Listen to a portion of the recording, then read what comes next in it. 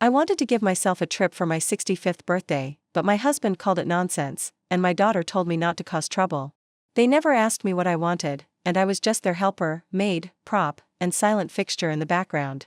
When I finally took that trip, he took advantage of the opportunity to bring his mistress. He kicked me out so his mistress could move in. When Walter learned that I had signed up for a senior tour group on my 65th birthday, he slammed his fork onto the dining table, the metal clattering against the wood with a sharp clang that reverberated throughout the room. "You're too old for this kind of crap," he said harshly, and I simply grinned because he had no idea I was already ready. Eliza frowned, her tone laced with disapproval, like a teacher reprimanding a misbehaving child. "Mom, if you go, who's going to pick up Maisie?" I looked at them both, feeling as though I was on trial for wanting something for myself. At that moment, something inside of me changed. I'd had enough. I didn't want to be just Walter's wife. I didn't want to be just Eliza's mother, or at his time, I wanted to be just me, Grandma to Juniper and Maisie. I went to the grocery store early that morning and packed 2 heavy bags with ingredients because today was special, and I wanted to make a proper homemade dinner to celebrate. I made Walter's favorite creamy chicken soup, and then I roasted rosemary ribs for my 2 little granddaughters the way Eliza liked them. I prepared something I'd been craving for a long time, garlic butter baked crab, for myself. Walter took a sip of the soup, wrinkled his nose, and muttered, "A little too salty next time." Eliza gave him a look and then put her arm around me. "Dad, your taste buds are ridiculous," she said, adding, "I think it's perfect. Mom's cooking has always been my favorite." Eliza grinned and nodded. "You're right, Mom. Come on, eat more." I smiled back. "It's okay, sweetheart. It's cozier than home." "Mom, we were planning to take you out to a nice restaurant for your 65th. However, as you are aware, there have been layoffs at the company, and my bonus was cut again." My phone rang just as I was about to start eating my back crap because the dining room was too noisy, so I went outside onto the balcony to answer it. It was only 10 minutes or so, but when I got back to the table, my plate was empty, the crab was gone, even the shells had been removed, leaving only a few streaks of sauce. I stood there for a moment, looking around the table Eliza had given me. Awkward smile, "Mom. That call took a long time. Come sit down and eat something." I sighed quietly and sat down, reaching for another spoonful of soup. Walter, already irritated, spoke again. "Who the hell was calling you for that long?" he said. "Pass me the cornbread." He pushed his empty plate toward me. I automatically picked it up and got up to go to the kitchen. It was Nora that called to wish me a good day. "Happy birthday." I couldn't help but laugh when she suggested that we go to the Capitol, Washington, D.C., to see the Lincoln Memorial. She warned that if we don't go soon, our knees won't be able to handle the trip, which had been a long-held dream of mine, to stand in front of the tall statue of Lincoln on the National Mall, look across the reflecting pool, and feel the echo of history. Walter had been there once, but he had returned unimpressed. I don't blame her. Her life is a haze of deadlines and chaos, and every day is a race against the clock. There was something special about that place, he said. Eliza had said she supported my travel, but she always added that once the kids start school, we'll make it happen. However, June is in 5th grade, and Maisie is already in elementary school, but she never brought it up again. I gave myself a trip this year to save money because I knew deep down that if I waited any longer, it would be too late for everything. I signed up for a 3-day, 2-night getaway that was suggested by the local senior center, which included meals and lodging. The total cost was only $500, and Nora scowled right away. "I bet a cheap tour like that will drag you." I laughed and shrugged. "It doesn't matter, it's not like we have to buy anything. Even if they talk our ears off, we can just look around and leave." She shook her head. "Iris, you've been pinching pennies your entire life, and now, on your 65th birthday, you still won't splurge a little on yourself." She smiled and teased, "Who knows, they might even lock you in one and force you to buy a fridge magnet." "Whatever you say, the birthday girl gets the last word." Nora laughed back and said, "I'm happy, that's all that matters." At that moment, Walter put down his knife and fork, his face darkening as he stared at me. "What did you say? You're really going to Washington?" I paused. "Yes, I am." He scoffed, his anger boiling over at your age. "Running around like a fool, stop." For a brief moment, I felt a glimmer of warmth as Eliza stepped in, saying, "Dad, don't talk to Mom like that." His voice was harsh and cold, like a steel door slamming shut, and I felt a chill creep through my chest. However, her next words hit me like a slap. "Mom, just listen to Dad, okay? Cancel the trip, let's not stir up trouble at home." She got up and Walter slapped the table and sneered, "You can't even handle a plate, and you think you're fit to travel. The look in his eyes said it all. You've never earned $1, never contributed anything to this family. What makes you think you deserve to enjoy life, Dad, enough? Eliza repeated, gently guiding me back to the table and reaching for my plate in an attempt to help, but my hand slipped and the plate fell to the floor, strewing mashed potatoes and macaroni everywhere. To relieve the tension, Mom, just tidy up the mess and then eat something. The food was getting cold, but I sat there and stared at the empty plate, wondering if there was anything else on the table that I truly wanted to eat. Eliza hesitated, asking if the baked crab I was anticipating survived Walter. I was sitting there staring at Eliza when Livid reached into Maisie's plate, grabbed a chunk of crab meat, and threw it onto mine. You want it so badly there, Happy? Now that the sauce is all over my apron? Walter slammed his fist on the table and said, if it weren't for the kids, I'd teach you a real lesson right now. He then stormed off and slammed the bedroom door behind him. She sighed, gathered Maisie in her arms, and vanished into her room. My son-in-law Colin stood aside in awkward silence for a while before saying, Iris, you know that travel can get pretty expensive. I heard that it could cost several $1,000s at least. Did he forget that his parents didn't just go to Washington last year? They also took a guided tour across Europe, and not just any tour, luxury tours, top? I sat at home looking at their pictures, and yes, I was envious of them. How could I not be? Colin continued. Of course, we'll make sure you get to travel too, but not right now. Tier 0 shopping stops cost $3,000 a person, and of course Eliza and Colin paid for it all. They've taken trip after trip, sharing their adventures on social media, including resort pools, French dinners, and exclusive VIP tours. I have my own savings, Colin, I said almost quietly, so I'm not spending your money, you don't have to worry. He scratched his head awkwardly, but I swear we will someday. When have their promises ever meant anything to me? It was just another tactful excuse to brush me off, and I'd had enough of waiting. Iris, don't say that. Eliza and I truly made a promise. I waved him off, cutting him short, saying, we're in a tight spot right now, but once we're in a better place financially, we definitely will. He took the hint and went silent, the room filling with a thick, awkward tension, the table cluttered with half-eaten food, the warmth long gone, and the air a dull chill.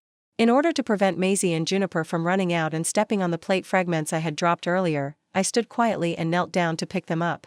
However, after only 2 pieces, a sharp pain shot through my lower back, an old injury I'd been carrying since Maisie was born back then. After Eliza gave birth, the entire family was preoccupied with the new baby, so Juniper sulked that day, hiding under the covers and sobbing quietly. Then, with tears in her eyes, she whispered, Grandma, do you and Mommy love Maisie more than me? I pulled her into an embrace, but she said, no, Grandma loves you both always. From that point on, I became Maisie's right arm and Juniper's left arm. The girls weren't heavy, but carrying them both for hours every day eventually took its toll. When Eliza finally emerged from the bedroom, she noticed the mess still on the floor and scowled, Mom, you haven't cleaned this up yet. What if the kids come out and step on it? I looked at her and said calmly, you could clean it, Colin could clean it, or your father could clean it. What are all of you infants doing with housework, only my way? She hesitated for a moment. Before sitting next to me and taking my hand, she said, don't worry if you don't want to deal with it, we can clean it tomorrow. Her tone softened. Mom, it's not that I don't want you to travel, but consider this, if you go, what about Juniper? And Maisie?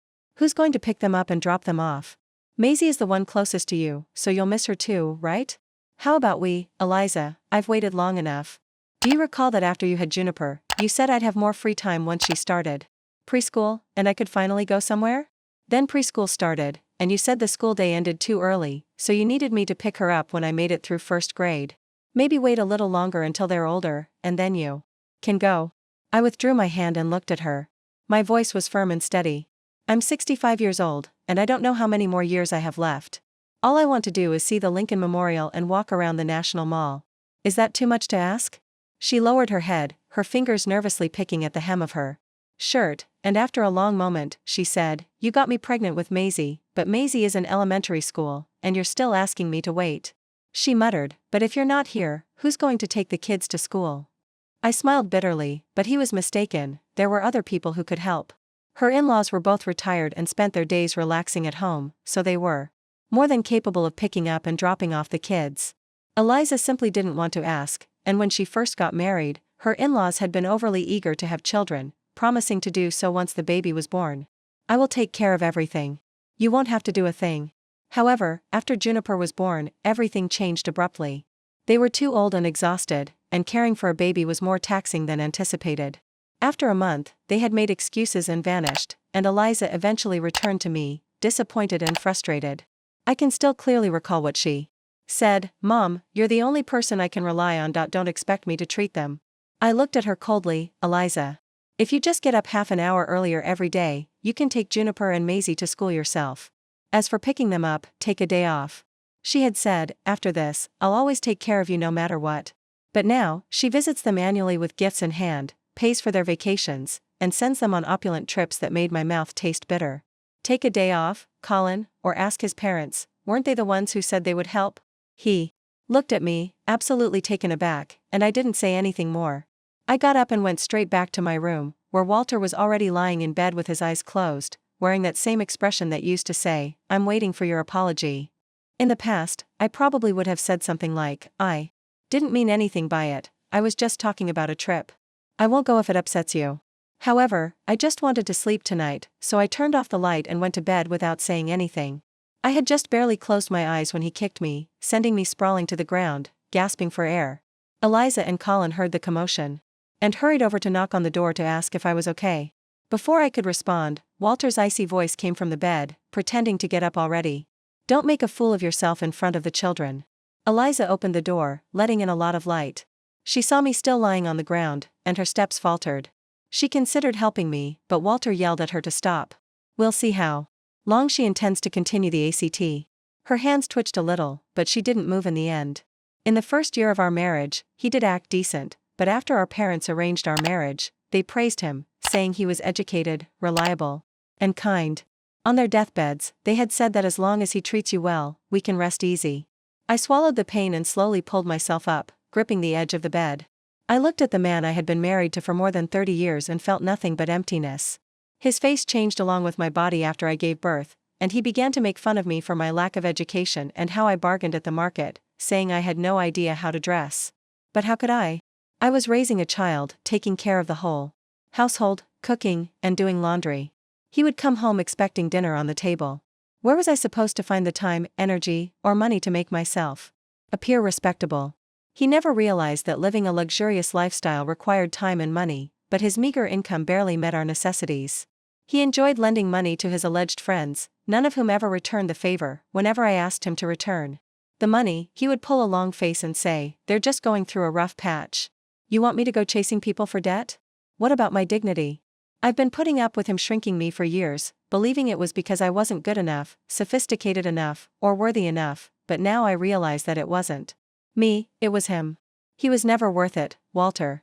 I wanted a divorce that night, but I didn't say anything else. Instead, I sat in the living room all night, unable to sleep, staring at the with only a few shabby clothes in my hands. I started to discreetly pack my belongings. Over the years, I hardly ever bought myself anything new, and I kept telling myself to save a little more to make things easier for the family. However, now I see how completely mistaken I was. I had lived my entire life stuck in roles intended for other people. I became Walter's wife, and I became Eliza's. When dawn broke, I took my passport, bank cards, driver's license, and the deed to my house, and then I walked out the door, walking straight to the old battered suitcase in the dim yellow light. I didn't want to take anything else with me because I had decided that from this day on, I would live for myself. Mom, I became grandma to Juniper and Maisie, and somewhere along the way, I forgot I was also me. What happened? Who are you, and what have you done with Iris? You're not saving it all for your daughter anymore. I gave her a small smile and told her everything that had happened the night before. Nora, I've lived such a pitiful life, spending more than 30 years caring for Walter, and in the process, Nora's place. Forget that cheap tour, we're switching to the luxury package, my treat. Last night was my 65th birthday, and I didn't even get a bite to eat. My voice got stuck in my throat, my eyes were blurry with tears, and Nora gave me a gentle pat on the shoulder before this happened. I'm not even a person, and the daughter I've held on to so tightly watched me get kicked out of bed by my husband without saying a word or offering to help. Is perfect. You've finally seen it for what it is, and you don't owe anyone anything going forward. It's time to live your own life. I wiped my face and stood tall, and you're right, I'm done with their problems starting today. Let's schedule the top-tier tour and head to the airport. Just as I got out of the car and grabbed my bags, my phone rang, and I turned it down without answering. After some hesitation, Eliza called, and I hit decline once more. Nora turned to face me and gave me the thumbs up, which is what I mean when I say that you're finally making your own decisions. A few moments later, Walter sent me a barrage of text messages saying, if you walk out that door, don't bother coming back. If you dare go to Washington, don't even think about setting foot in this house again. I silently glanced at the screen before turning off the phone because I had finally made up my mind that my new life was about to start. Then Eliza's messages followed. Mom, you really left. You're actually traveling, Mom. Please don't do this, Dad is really furious, Mom. You didn't even make breakfast, and Juniper and Maisie are going to be late, Mom. Please come back. Yes, it was a luxury tour, everything was different, the food was superb, the accommodations were cozy, and every itinerary seemed to have been specially planned. Every site had reserved entry, there were no lines, and there was no chaos. We even had a personal tour assistant checking in with us every day. In a matter of days, I had eaten at all the best local restaurants, visited innumerable museums, and stood at the weight that had been pressing on my heart for years seemed to be lifted by the wind as we strolled along almost every famous route in Washington, D.C., including the National Mall, the Smithsonian Museums, the charming streets of Georgetown, and the Lincoln Memorial. Walter and Eliza never called again, presumably in the hopes that silence would help me come to my senses. However, they were unaware that I would not be returning this time. While on the trip, I contacted a real estate agent to begin the process of selling the house my parents had left me. It wasn't a big house, but it was in a prime location in the heart of the city, and there was a good chance that a developer would buy it out soon. The agent gave me an estimate of about $600,000. I had always intended to give Eliza the deed someday, but I had originally intended to list the house while on the trip, but the agent said they would need some updated photos once I returned. So I put it off for the time being. I assumed Walter and Eliza would at least wait until I returned before taking any action, but on the 5th day, I changed my mind completely and realized that even living off the interest would be more than enough for me to live comfortably. Why should I keep punishing myself for people who have never truly appreciated me? We spent 10 days having a great time before reluctantly boarding our return flight. As the plane climbed higher, the city, the rivers, and the people below turned into a miniature map beneath our feet, and Eliza began texting again, Mom, when are you coming home? I felt like I had a new mom already, and Darla from next door is practically moving to Nora. Approached me and asked, are you really going to get a divorce now? I gently shook my head, saying, no, Nora, I'm 65, and the majority of my life is already behind me. I won't keep living in misery. She nodded, if things get ugly, come stay at my place for a while. I arrived home at around 3 in the afternoon. Only to discover that the lock didn't fit. Upon closer inspection, I discovered that the lock had been replaced, so I stood there holding onto the key while a strange fog descended. For a moment, I considered calling Walter or Eliza to gain entry, but I decided against it and instead called a locksmith. Fortunately, I had the deed with me, so he confirmed my ownership and proceeded to install a new lock. The locksmith remarked as he worked, you guys sure like to keep things exciting. Within minutes, the door was open and a brand new lock was installed, but as soon as I entered, I froze, removing all the family photos of me with Walter and Eliza from the walls, my clothes from the closet, and my toiletries from the it seemed as though I had never been in this house at all, even the small handcrafted decorations I had put on the bookshelf. I stood in the doorway for days until I heard someone ask, why is the door open? Did someone break in? I turned to see Darla Boone carrying grocery bags. The same Darla Eliza had mentioned the person who was supposedly taking my place, but I wasn't sure what message she had sent. It wasn't long before Walter I was about to lash out when Eliza dragged me into the kitchen. Mom, where have you been? She whispered sharply. You have no idea how chaotic things have been without you, no meals, no one to take the kids to school, the house. So you finally remembered how to come home. Didn't I tell you if you walked out, don't bother coming back, you're not welcome here? I'm telling you, Mom, Darla knows exactly how to get on Dad's good side, so you'd better watch yourself. I took my hand away from hers and looked into the living room, where Darla was arranging flowers as if she owned the place. She practically replaced you the moment you left. Immediately, Walter moved to protect Darla from us. What are you looking at? If it weren't for Darla, this house would have fallen apart. It's all your fault that you fled with only your own interests in mind, leaving us behind. We were forced to rely on her. Then, he changed his tone and narrowed his eyes. Didn't you say you wanted a divorce then? Darla's face froze, stiffening in shock, and she blurted out, Walter, didn't you say this house was yours? Walter's face turned ashen, and his mouth opened and closed, but no words came out. I calmly took the deed from my bag and handed it to her so Darla could see for herself whose it is. What the hell are you doing back here? I asked, smiling slowly and icily. Name is on this house. She took the document, looked at it, and fell silent. After a moment, she turned and left without saying anything else. She didn't even look at Walter, whose face flushed a deep crimson. He was furious, kicking the couch and sending everything on the coffee table crashing to the floor. Perfect. Eliza was shocked and frightened and hurried over to stop us. Mom. You're 65 and getting a divorce now, and everyone will think you're a joke. In addition, nothing really happened between Dad and Darla. You misinterpreted their relationship, and he only brought her here to agitate you. Your dad still loves you, so please swallow your pride, apologize, and let things return to normal. I pulled my arm away from her, my eyes as sharp as a blade. Eliza. Did you know that the locks on this house were changed? Did you know that your father had thrown out everything that belonged to me? My voice was cold, every word as hard and purposeful as stone. Eliza. I raised you for 30 years, and this is how you pay me back. The following day, I met Walter at the law firm to sign the divorce papers. He sat there in stony silence, sullen and bitter, refusing to look at me. I looked directly at him and asked, "What's the matter?" "You saw everything he did and said nothing, so if you want me to apologize, then hear me clearly. I'm not just divorcing your father from today on, I'm cutting ties with you too. Second thoughts about letting go of the ignorant old hag you've been making fun of for years. Come on, Walter. If you still have any dignity, stop acting tough. You wanted a divorce? Sign." His face. His jaw is clenched in rage. All right, I'll sign it now. Eliza was standing close by, attempting to stop him this time, but no matter how much she begged, she was unable to do so. When we signed the paperwork and filed for divorce at City Hall, the clerk told us that we would still need to wait a month for the process to be completed. Only then, with the court's approval, would it be official. As soon as I heard those words, I started mentally counting down the days until it was over. Walter, on the other hand, continued to scoff as we left. Iris, you better not regret this. Once you're divorced, you have nothing but your pitiful little savings and no income. If I hadn't been there to support the family for all these years, you would have gone hungry. I didn't say anything, but the clerk behind the desk couldn't help but laugh. Wow, real life, bitter ex-husband drama, ma'am.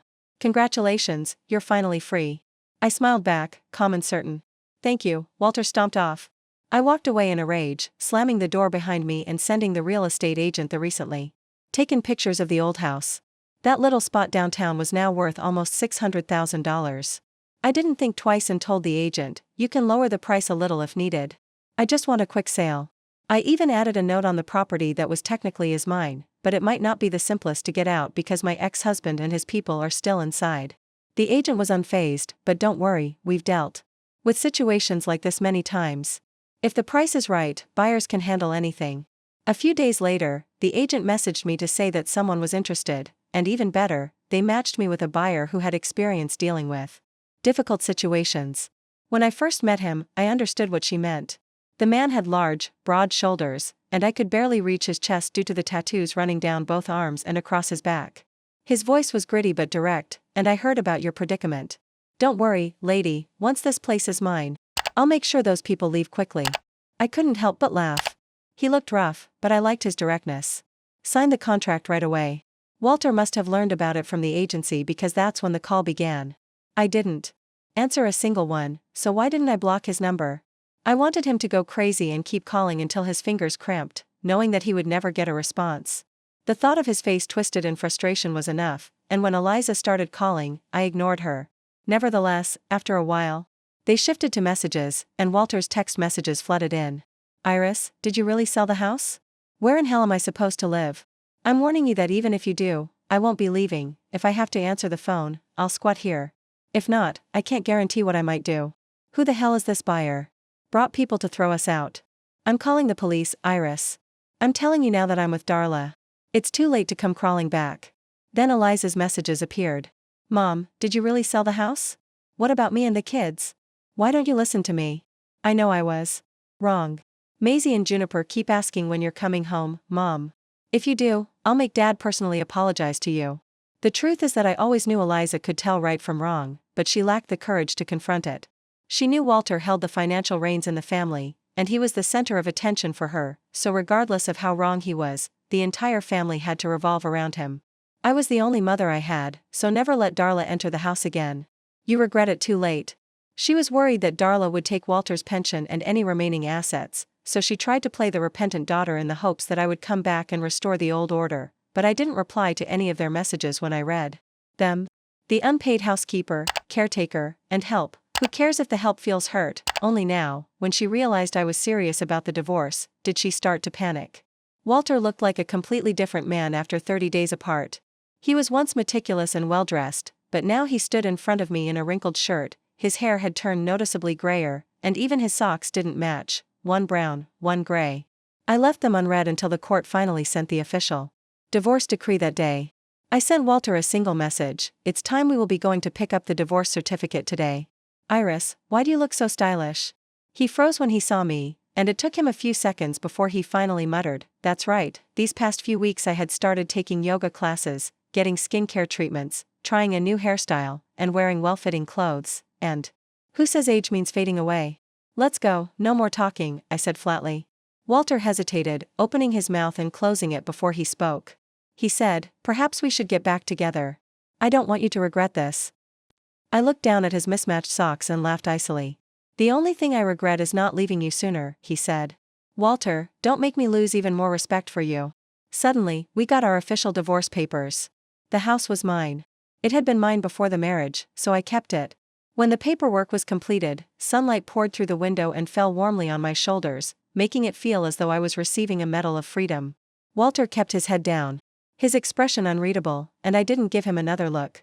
As for shared assets, there weren't many of them. We divided a small amount of savings, each of us taking less than $10,000. They had no idea that I was now earning more money than the two of them combined, but it all began on that trip with Nora when we stumbled upon a street performance challenge. A young man with a microphone was calling out to the crowd, asking anyone who wanted to jump in and finish the lyrics to do so. If they did, they would receive $100. Before I could react, Nora shoved me. The young man smiled and gave me the M. "All right, ma'am, let's see what you have. Finish the lyrics and win some money."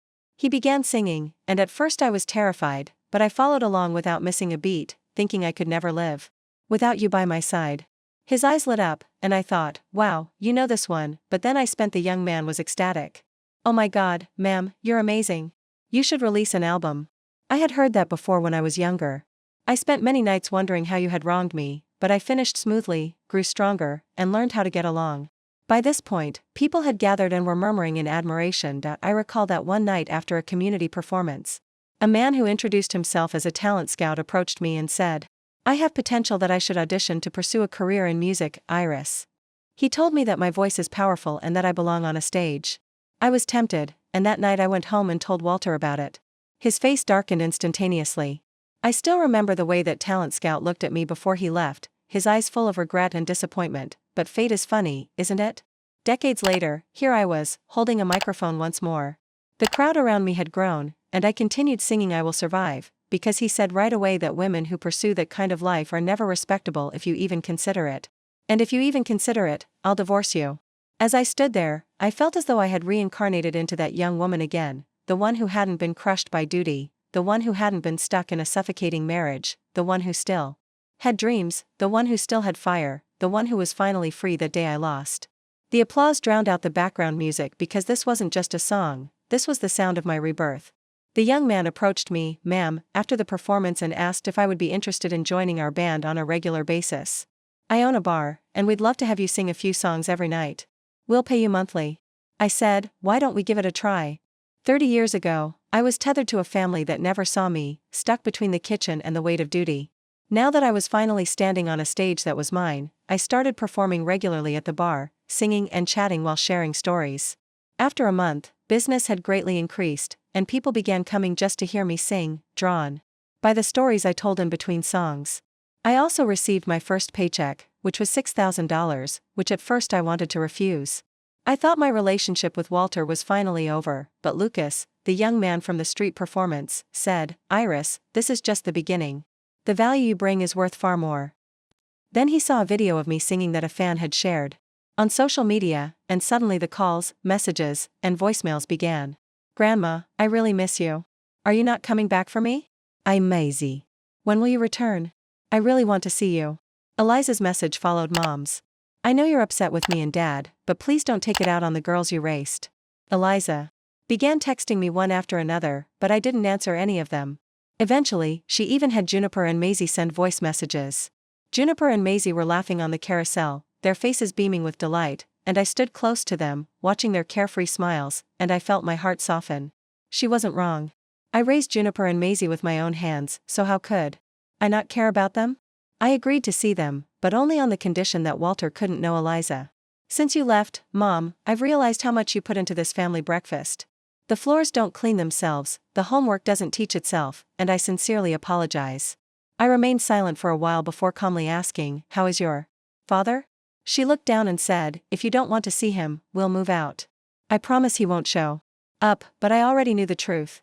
When Eliza thought her father was in charge of the money, she didn't think twice about supporting him and ignored everything I went through. However, now that I had money and power, she suddenly remembered me and was willing to turn her back on her father in order to keep me close. I gave her a small smile and shook my head, saying, I'll send you money every month, but on one condition, used exclusively for Maisie and Juniper, and I need to be able to see them whenever I want. He paused for a second, caught me off guard, and then asked quickly, Mom, why don't you just move in with us? I smiled again and shook my head, saying, no, I'm good. I like my life now, living alone suits me. I could tell she didn't like the terms, but she wasn't stupid, she knew refu and she'd get nothing at all in the end. She nodded, and my fame only grew. Lucas, that young man, paid me like clockwork every month without ever being late. Better yet, he would visit me during the holidays with flowers and considerate gifts. Every season, Nora and I would go on a new trip, and we stopped caring about the cost and only picked the most opulent and best tours, to which Nora would chuckle. The next time I heard about Walter, it was through Eliza.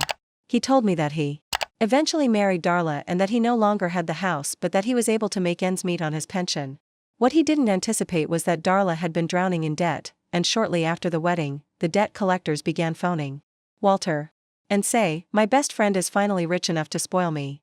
We traveled through mountains and rivers, laughing the entire time, before life finally felt gentle with me. He immediately depleted his savings in an attempt to pay it off, and one day, in a panic, he slipped and broke his right leg. Darla packed up her belongings and left while he was still in the hospital, never to be seen again. After being discharged, Walter was left alone and called Eliza, pleading with her to look after him. However, Eliza refused this time, standing in front of me and saying, Mom, I'm standing with you always. I didn't say anything. I just gave Juniper and Maisie a box of chocolates, and they looked up at me and started laughing. That's life. Sometimes, just when you believe a narrative is over, a new chapter subtly starts. Night after night, I continued to sing at the pub, some new songs, some old ones. Informed me that my voice made them think of the sunlight on the windowsill in their childhood kitchens, where their mother was humming the stove. I discovered that many who claimed to have simply stopped in for a quick drink stayed because of my songs and anecdotes. This may be the most lovely aspect of life. All you need to do is live, you don't need to move mountains to change things. Sincerely, and that's sufficient to illuminate others. I was soon invited to local community activities, including local television. Station wants to include my journey from housewife to singer in there, the headline said. I just smiled. I was just a woman and not anyone's inspiration. Eliza would occasionally bring the girls to see me, and Juniper would assist me in cleaning the garden as Maisie pleaded with me to sing. Nana sang while munching on sunflower seeds. When the powerful woman triumphed in that song once more, she indicated that I would live, so I grinned and cleared my throat and started singing. They joined me, and their voices filled my tiny living room with warmth as they sang. Nora continued to visit frequently, and we would sit on the balcony drinking tea and laughing. Arranging our next trip, so we're going to take a road trip to Germany and Switzerland. I grinned as I responded, anywhere as long as it's not a road back across America. She laughed and said, you are a legend, my friend. I gently shook my head and whispered, no. I enjoy my life right now, and I adore waking up without a legend. I love living without worrying about my dreams being ridiculed, suppressed, or rejected, and I even enjoy stepping on someone else's toes.